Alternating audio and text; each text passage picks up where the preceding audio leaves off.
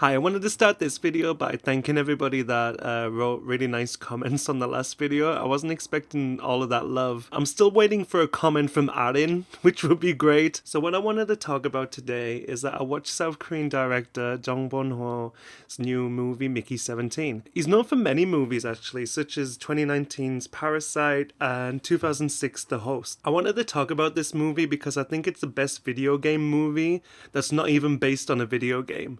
It's actually based on a book written by Edward Ashton from 2022 called Mickey 7. So as you can see, there wasn't that many iterations of Mickey in that one. So I'll be talking about spoilers in this video, so if you don't want to be spoiled for it and just want to go in fresh, that's what I like to do myself because I don't like to watch trailers and everything before I go into a movie. The reason I likened this movie to a video game is because the main character can die and respawn as many times as he likes. That's why before him there was like Mickey 16, Mickey 15 and so on. That's why he is 17, because he is a 17th iteration. He doesn't just like magically spawn at your camp and then just take you all out, not like a video game, but he's 3D printed every time.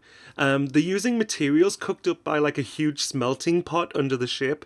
The scientists treat him like a lab rat. They're always like just killing him, feeding him poison, doing crazy stuff. Often he is surprised by this, which wouldn't be great. But the moniker that they always say is that like, oh, he signed up for this, which, you know, fair enough. That just sounds like the American government. So that's actually one part of the problem in this movie, is that he's only the 17th iteration. If he's really a lab rat and they're always doing fucked up things to him, then he should really be further down that pipeline, don't you think? Especially with the American government and what they actually did to their own soldiers. Actually, I don't think this is the American government. I think it was British. But the reason why I'm saying the Americans is because if the British have this technology, the Americans also do.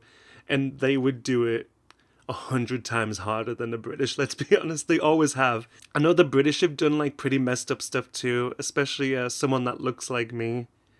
He did a lot of crazy stuff, usually with wives. I'm just saying, like, any government in the world, like, they would abuse this to hell. This would be a nightmare for the people who are getting reprinted over and over again.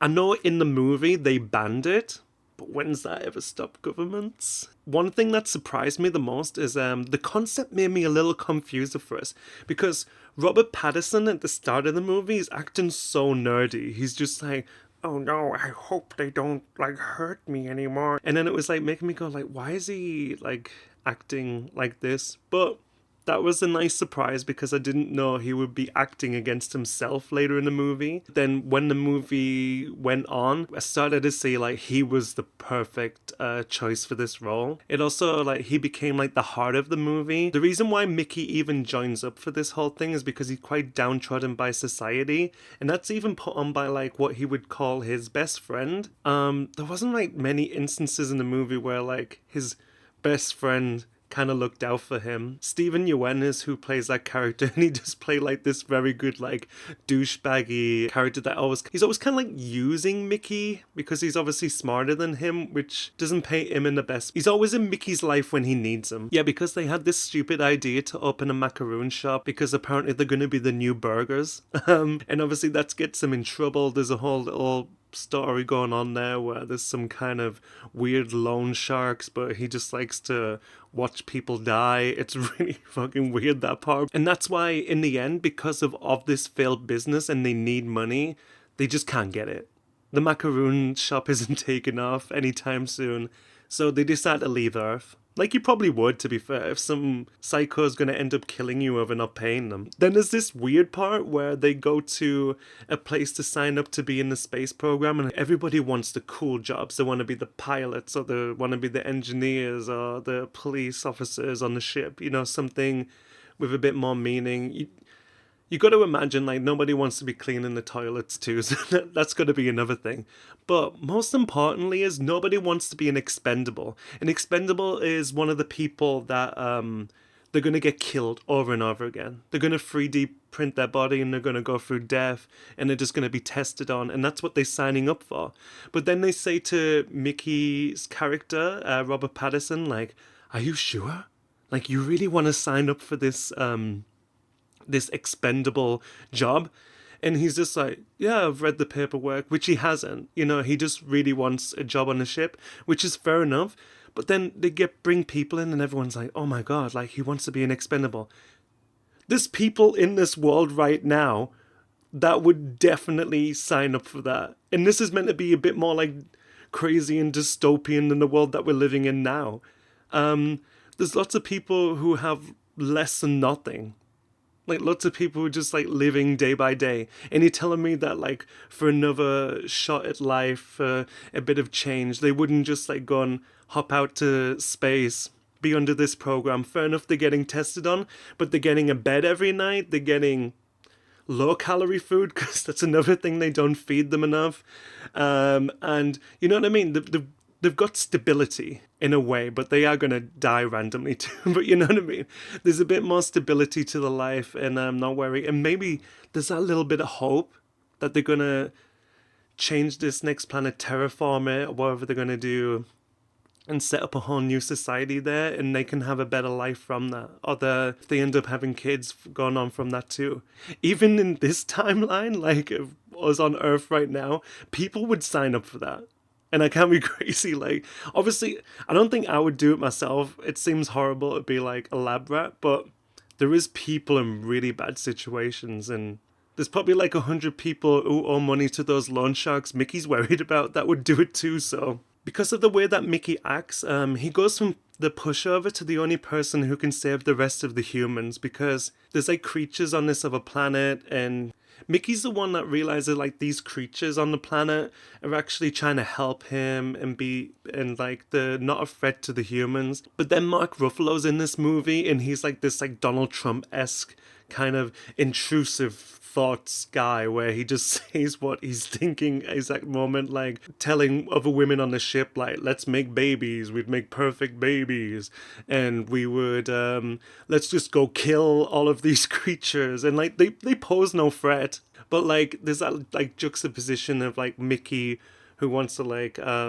work together with the animals of the planet, which, let's be honest, that's what we messed up on this time around on Earth. So now you know what I mean? Like, we didn't work with the animals enough. We've kind of destroyed all of the habitat. And then it's kind of showing like how Mark Ruffalo's character's just gonna keep doing that. You know, keep that human, we gotta build a colony. It's gotta be ours. We can't share with anybody else kind of deal. It was nice to see like one of these movies where it wasn't just like, let's all kill the CGI characters, the creatures, or whatever's on the planet. So yeah, like I said before about Mark Ruffalo's character and his wife, they're kind of like bumbling Trump-style characters. They don't really care about anything. So he's like all like sleazy and schemy. There's also this plot too about sauces where like the two rich people basically on the ship are like, they've got so much food and so much wine, and the apartments are all like decorated. They've got everything they could want, and everybody else is like starving. So like they're trying to show that like because they've got everything, their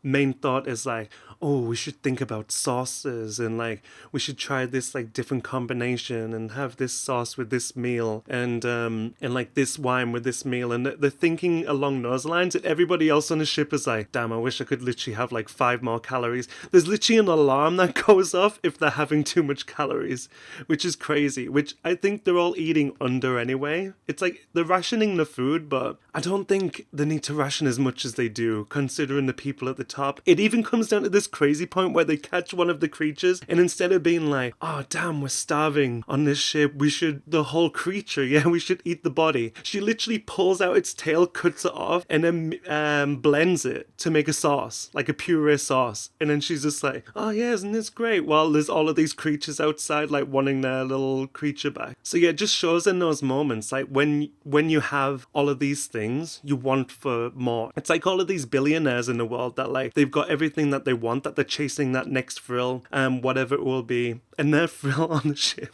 I guess, is sauces. But yeah, I just thought that was really well done, and like it made me think about it after the movie too, which was great. Anyway, I just wanted to talk about this movie because I think it's pretty good. It's got like a lot of heart to it, humor in parts where it's needed.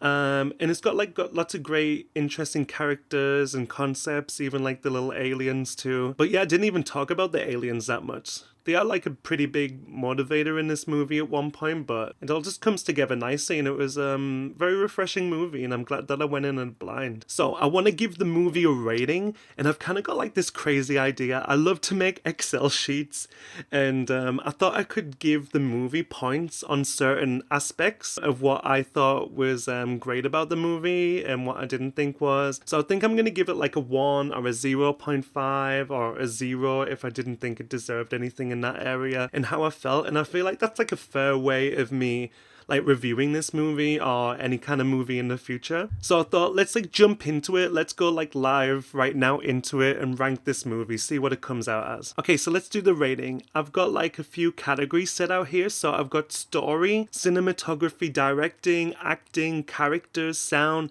set and costume design. Was the movie too long? Did it make me feel anything? Like, you know what I mean? Like, will I think about it later?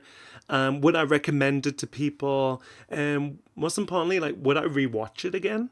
Like, anytime soon, at least. So, let's start with this story. Did I enjoy the story? I did. So I'm going to give it a 1. Cinematography, direct. There was a lot of, like, cool parts of this movie. So, yeah, I'm going to give it. Acting, fantastic. Love Robert Pattinson in this. Yeah, characters, like, it was interesting characters, like I said about, like, the Mark Ruffalo character and everything, too. The sound. There was nothing about the sound that really, like, I can't really, like, picture anything in my mind, hear anything in my mind, let's say. 0.5. I can't really give it a 0, because, like, I feel like there was something there, but I can't remember. Set and costume design, nice. I like the style of it all. Was it too long? I would rate this on the aspect of, like, if I'm sat in the cinema or sat at home watching a movie, do I feel like it's ran too long? Is my butt starting to hurt? Do I want to think about picking this up another day? But no, I enjoyed it. I didn't think it was too long at all. Did it make me feel anything? I fell for the little alien characters. They were kind of cute, but not like fully. So I'm going to give it a 0.5. Would I recommend the movie? Definitely. Would I rewatch it? Probably half a point there. I'm a bit so on whether I'll rewatch it. Not anytime soon, at least. Final score, 8.5 out of 10. That's not too bad. I think that's like a pretty solid, decent movie. I enjoyed it a lot. Some of my friends didn't enjoy it at all, but yeah, I really liked it a lot. And right now, it's first place in my movie review. Please drop in the comments if you like this movie at all. Like, tell me maybe your rating with this. Maybe you could use my little thing with like the story and the cinematography. So yeah, just let me know in the comments if you felt the same way or if you hated this movie, if you think I'm a stupid poo-poo head, just anything really, but no. But yeah, if you're not subscribed, please think about it. You can also, you know, give me a like. And if you pop in the comments, like some other movies that you guys really love, that I should check out, I can definitely check it out. Yeah, and I'll rate them fairly, obviously, like I have with this one. So anyway, thanks for watching again, and see you later.